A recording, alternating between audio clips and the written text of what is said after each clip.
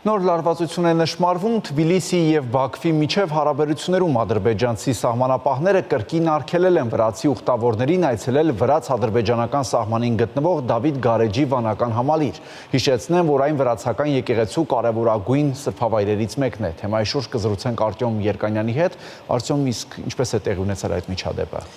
Դե ադրբեջանցիները վաղուց արդեն այդ վրացական միջնադարյան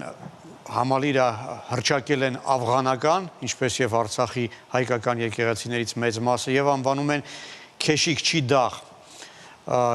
Ուրբաթ օրը Վրաստանի լեյբորիստական կուսակցության ղեկավար Շալվա Նաթելաշվիլին փորձել էր այցելել Դավիթ Գարեջի վանական համալիր եւ ադրբեջանցի սահմանապահները արգելել են նրան կանգնեցնելով եւ հետ ուղարկելով։ Նաթելաշվիլին հայտարարել է, որ թեև այդ տարածքը ադրբեջանական սուվերեն տարածք չի համարվում, այլ պաշտոնապես համարվում է վիճելի տարածք, ադրբեջանցիները իրավունք չունեին սահմանափակել իր տեղաշարժվելու իրավունքը եւ նրան տեղեկություններով այժմ ադրբեջանցիները վերահսկում են ամբողջովին այդ վանական տարածքի այն մասը, որը հարում է Չջիչխիտուրա աշտարակին եւ Ուդաբնո մատուրին։ Ֆորմուլա TV հեռուստաընկերությանը տված հարցազրույցում Նաթելաշվիլին հայտարարել է, որ իր տեղեկությունների համաձայն Վրաստանի իշխանությունները միակողմանի զիջում են արել Ադրբեջանին, հանձնելով այդ հողատարածքները Ադրբեջանին եւ դրա դիմաց իշխանությունները իբրև թե Ադրբեջանի ինչ-որ առավելություններ են ստացել էներգետիկ ոլորտի նախագծեր իրականացնելիս։ Այդ ամենը Վրաստանի լեյբորիստական կուսակցության ղեկավարը անվանել է Վրաստանի սուվերեն տարածքի մի մասի օկուպացիա։ Արտյոմ, եթե այդ տարածքը ադրբեջանի սուվերեն տարածք չի համարվում, ապա ինչու են այդտեղ ադրբեջանցի սահմանապահները կանգնում։ 91 թվականից մինչ օրս այդ տարածքը վիճելի է համարվում, դեմարկացիան այդ հատվածում չի իրականացվել եւ բազմիցս ադրբեջանցիները փորձել են եւ կարողացել են երբեմն վերահսկողության տակ վերցնել այդ տարածքը, բայց 19 թվականին կողմերը համաձայնության էին եկել վերականգնել ստատուս քվոն եւ որպեսզի ադրբեջանցիները չսահմանափակեն Վրաստանի առնվազն ուխտավորներին եւ զբոսաշրջիկների իրավունքը այցելել այդ մատուրներ եւ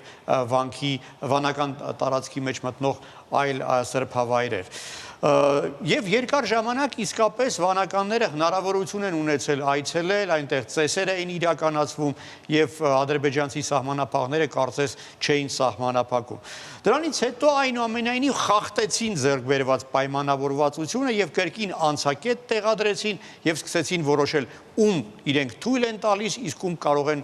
թույլ չտալ։ Այս դեպքում վրացի այդ քաղաքական գործի իրավունքը սահմանափակել են, ինչը որևէ կերպ չի տեղավորվում վրացական օրենքներում, շրջանակներում եւ կարծում եմ Վրաստանի իշխանությունները պետք է որ արձագանքեն այս փաստին։ Ինչով են ադրբեջանցիները հիմնավորում իրենց այդ նկարտումները։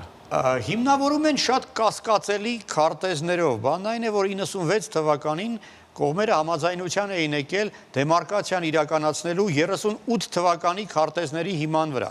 Բայց այնուհետ տարօրինակ բան տեղի ունեցավ։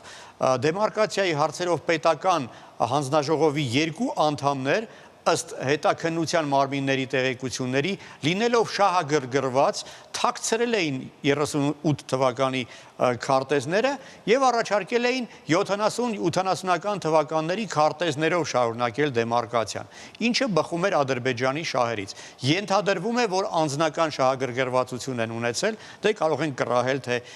ինչի մասին է խոսքը։ Արդյունքում Վրաստանը զրկվել է 3.500 հեկտար տարածքից սահմանի տարբեր հատվածներում, այդ թվում նաև Դավիթ Գարեջի վանական համալիրի տարածքում։ Մի քանի տարի առաջ Վրաստանի իրավապահները ձերբակալել էին այդ հանձնաժողովի 2 անդամների արտգործնախարարության մի բարձրաստիճան պաշտոնյայի եւ սահմանային ոստիկանության նախկին մի աշխատակցի։